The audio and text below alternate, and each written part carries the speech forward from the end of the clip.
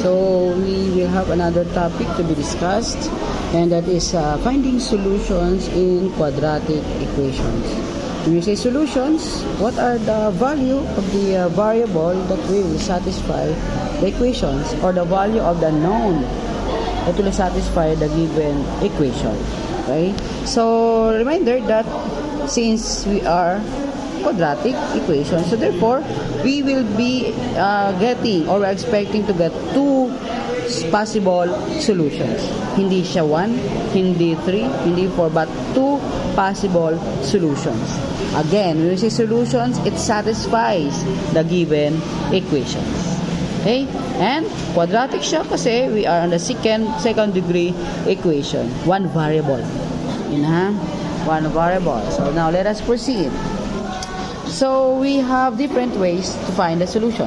Factoring, completing the square, and then quadratic trinomial. Ayan. Now, sa factoring, we have 4 ways to factor it. Using common monomial factor, then the other one is difference between 2 square, then the other one is perfect square trinomial. But then they are the same. Okay? So only 3 pala, not 4. Okay? So now, let us discuss factoring, finding the solutions in quadratic equation through factoring, which is common monomial factor. Sa common monomial factor, we have to remind ourselves that factoring using common monomial factor is applicable only if and only if binomial yun. And then, ang common factor nila ay yung variable or yung unknown. So, halimbawa, ang variable is A, ang variable is M, P, K, H, etc. Yun yung unknown na sinasabi. Unknown siya kasi we don't know yet the value. Okay? Next is, you have to equate the equation to 0. So, does it mean, before performing factoring, you have to equate the equation to 0. Yan ha. Then, of course, the solution, again, that we are expecting to get is 2 possible solutions. So, when you say solution again and again, it satisfies the given equations. Okay, now let us proceed. So, I have to find the solutions of the given equations. So, considering naman na tayo ay still factoring lang, so expected na yung ating makukuha value ng ano is always a solutions. Now, so number 1, a squared plus 2a is equal to 0. So, ang tanong is, ano ba yung value ng a that will make the equation equal to 0? So, para bang both sides of the equation, left hand and right hand, are the same, equal dapat. So, ano yung value ng a na yon? So, to do this, since as we can see, nasa na ang ballpen ko, ayun. Ayun. Okay. So, the common dahil binomial yan. Then may common factor na variable or a. So, common monomial yan. Okay? So, to solve this, we have to factor out the common factor. Diba? Kung ano natin yan, so itong a squared, ang factor niya is, ang common factor nila is a. So, if natin yung a. So, a times a. Yan. Then, itong 2a is 2 times a. So, parang ganyan yan. Ay, so dito ko na ilagay pala. So, factor times a. Then, plus. So, parang iwalay ko lang yan. Plus 2 times a is equal to 0. Since common factor nila yung a, so we have to factor it out. So, a times a. So, may natin a plus, so wala nang a dito, nandito na siya. Kaya ito na yung natira. Then equal to 0. Now, so we have 2 factors. The factors are a and a plus 2. Now, so we have to, ano na sila? We have to solve for a. To solve for a, ito na yun. So, a, ito yung a is equal to 0. And then, or, or a plus 2 is equal to 0. So dito sa part na to, okay na. Meron tayong isang value ng a. Dito, hindi pa. We have to manipulate. Dapat we have to isolate the variable a. So dapat mawala yung 2. So para mawala siya, dapat maging 0 siya. Pero, dahil equation yan, ang itong gagawin natin, we have to use addition property of equality. So, ano yung additive inverse ng positive 2? Para maging 0. Diba? So, mag-add tayo ng negative both sides. So, a plus 2, both sides plus negative 2 is equal to, nagdagdag ka dito ng negative 2. So, dito sa kabila, syempre, you have to add also negative 2. So, that's why ito, itong part na to, 0 na siya. Kaya a is equal to 0 plus negative 2, that is negative 2. Ayan. A na lamang siya. So, we already found the value of the unknown. They are a 0, and negative 2. So, kung ba siya isusulat? So, dapat ganito yung pagsusulat nyo, ha? So, 0, and then, negative 2. So, I have to say that this is the final answer. Kasi dalawa lang natin hinahanap. But then, to convince ourselves that these are correct, to convince, we have to check. Ito yung original equation natin. Ito yung original equation. So, it means, we say that a equals 0. Yung nakuha natin yung value ng a, 0. So, substitute. So, in-expect natin dapat maging 0 yan. Substitute. Yung a mo dito, maging ng 0. So, 0 squared plus 2 times 0. Ito din. Yung 0 equal 0. So, alam natin na 0 squared 0. Then 2 times 0 is 0 equal 0. And 0 equal 0 is 0. It is check. Talagang ito ay check na ito ay solution. Okay? How about yung negative 2? Yung negative 2. So, kung ba siya pwede isulat? Negative 2. So, dito. The same equation natin gagamitin. Yung a mo dito, gagawin negative 2. Yung a dito, gagawin negative 2. So, it means we have the square of negative 2 plus 2 times negative 2 is equal to 0. The square ng negative 2 is 4, positive. Kasama yung negative 2 times negative 2 yun. Minus 4. Kasi 2 times negative 2 is negative 4. And we all know that 4 minus 4 is 0. Ayun. It is correct that if a is equal to negative 2, yun ay solution. Ito yun. Okay, so yun, ha? Yun yun. Ibig sabihin, there are only two numbers in the world that will satisfy the given equation. Yun yun. 0 and then negative 2. Okay tayo doon, ha? So, yun. Pag nag-try ka ng 1, try mo yung 1. 1 is square. 2 times 1, 2. So, 1 plus 2 is not 0. So, hindi siya. Diba? Bawa ay negative 8. O, negative 8. The square of negative 8 is 64. 2 times negative 8 is 16. So, 64 and negative 16, that is 48. So, hindi 0. So, wala na iba dyan. Kahit 0.1, 0.2, any number will not satisfy the given equation except these two. Okay? So, yan yun. Next, let us proceed on example number 2. Example number 2. Next. So the same, binomial siya, then pareho silang may variable. So common monomial factor, yun lang naman yun, di ba? So in this case, ang common factor nila is P. Pakita ko lang din, yung para makita nyo. Common factor nila ay P. So ipapakita natin na may silang common factor na paano ba ito? Wait lang, ha, hirapan ako. Okay. Ayan. So, 3 P times P minus ito ay minus P. Ayan. O, para makita natin, 1 times P equals 0. Okay? Now, common factor nila yung P. So, we have to factored out yung P lang, ano ba tamang anggulo? Ayan. So, dito, matito na lamang is 3p. Minus, ito yun, matito lang is 1. Is equal to 0. Ayan.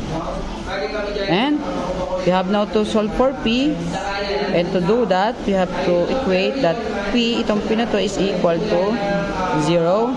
And the other one is, or 3p minus 1 equals 0. So, okay na yung isang p. O, ito na lang. So, dito, you have to isolate the variable p. So, that's why, yung negative 1, mag-add tayo both side ng positive 1. So, pag negative yung positive 1 dito, yung negative 1 maging 0. O, ito ay 1 na lang. Para bang nilipat lang din yung ating itinuro sa atin. Inilipat. Nung naglampas ng equal sign, naging ng positive.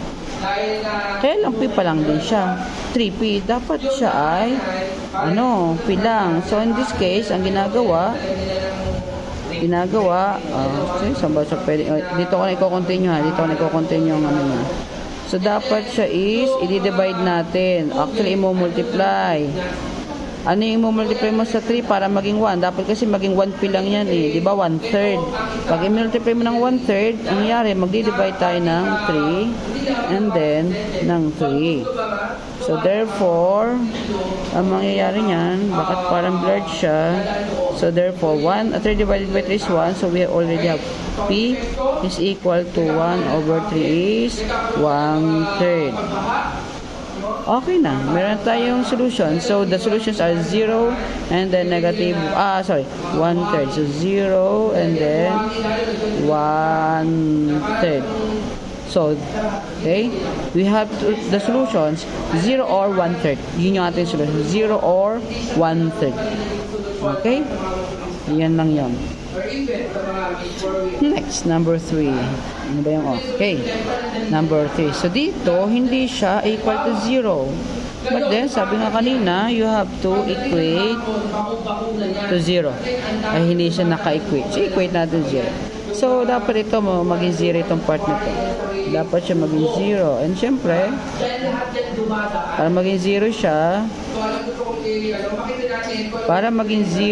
so mangyayari, ang tawag natin transpose, nililipat, diba? Nililipat. So, pag nilipat mo siya,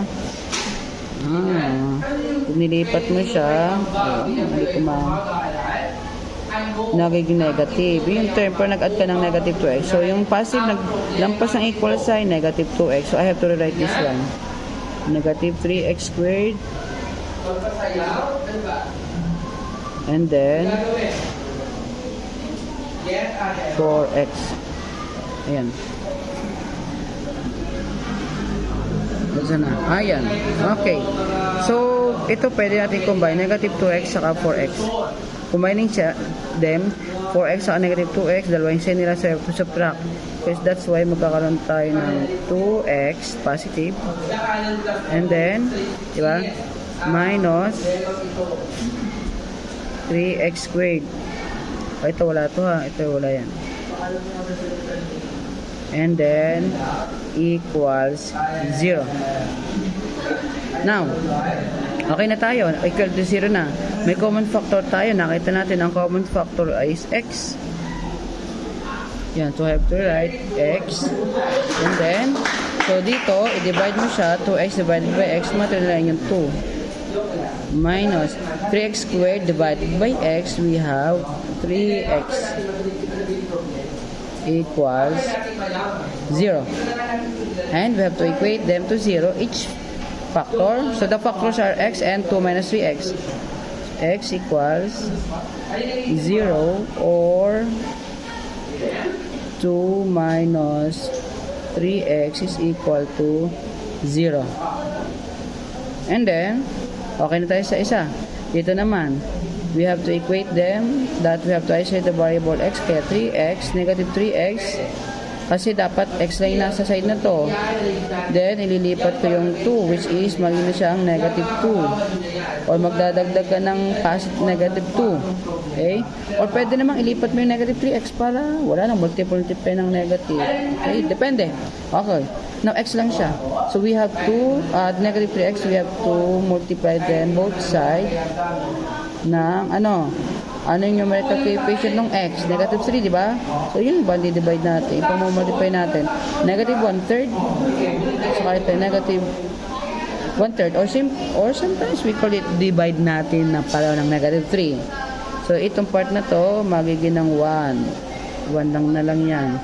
So, that's why we have x is equal to isang negative, dalawang negative. So, that is 2/3. Okay, so x na lang.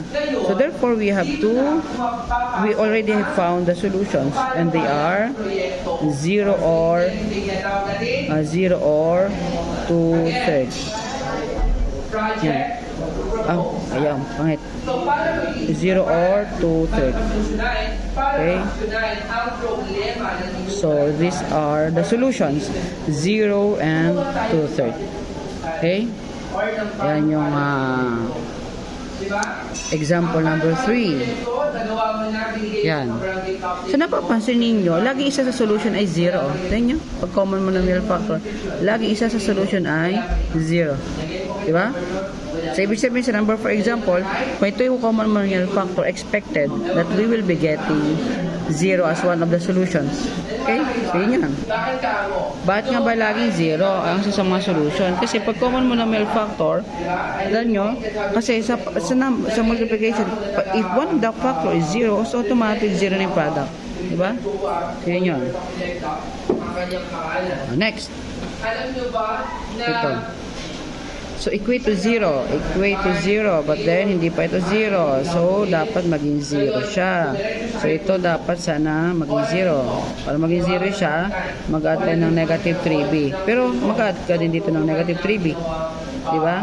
O, pwedeng ilipat nyo doon. O, kung yun yung term na yung nakasanayan, walang problema. So, ito magiging 0 na. Okay? And then, ililipat natin dito yung so, nandito na yung nag-add ka ng negative 3b. So, nag-add ka negative 3b. So, therefore, I have to write lang to 9b minus 3b squared. And then, mag-add ka ng negative 3b. Ayan. So, yun. Kaya naging 0 na to. Okay? So, 9b at saka negative 3b, alam natin na magiging siyang 6b. Then minus 3b squared equals 0. So now, may common factor silang b. So, common factor nila is b. So, b, 6b divided by b, that is 6. Diba? And dito naman, 3b na lang. 3b na lang is equal to 0. Okay. Or pwede naman ang common factor nila is actually 3b. Anyway, pwede na yan para madali na siyang ano. So that is, equate na natin each factor to 0. So b equals 0 or 6 minus 3b equals 0. So then, meron tayong isang b. Ito na, hanapin natin to. Negative 3b is equal to negative 6. Kasi nag-add tayo both side ng negative para maging 0 yung 6. Para ma-isolate or maging b na lamang sa isang side. Kaya lang mayroon pang coefficient na negative 3. Yung b. So therefore, para maging 1 siya, so magdi-divide tayo ng negative 3. Or mag-multiply ng negative 1/3. Para maging positive siya. Yun lang yun.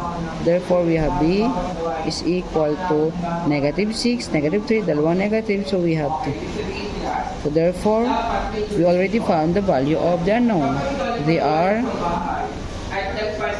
0 at saka, and then negative 2. Or 0 or 2, 0. Or 0, negative 2 or 2, 0. Or 0, 2 at saka 2, 0. Yun yun. Ayun. So dito kung pinakita ko lang ba, pinakita ko lang yung common factor ay 3b, pwede naman siya. Common factor nila ay 3b actually. So 3b, pinakita lang ha. So 6b divided by 3b is 2. Diba? 3b squared divided by 3b, that is minus b equals 0. So dito magkakaroon tayo ng 3b is equal 0 or 2 minus b is equal to 0. So dito divide natin ng 3. Okay, kasi para maging bilang. And that is 3 divided by 3 is 1. So b na lang is equal to 0. Dito naman, para mabilis, ito na i-divide nyo. 2 equals b. Ayan, para positive na agad. Diba, pag nilipat mo siya, negative b, dito maging positive b. Or magdagdag ka ng parehong positive b on both sides, ito rin yun. So the same pa rin. So we have 0 and then 2. Okay, yan. Yan yung factoring through common monomial factors. So ito yung try nyo sa inyong sarili kung ano yung sagot. Try nyo nga. Ayan, try nyo lang yan.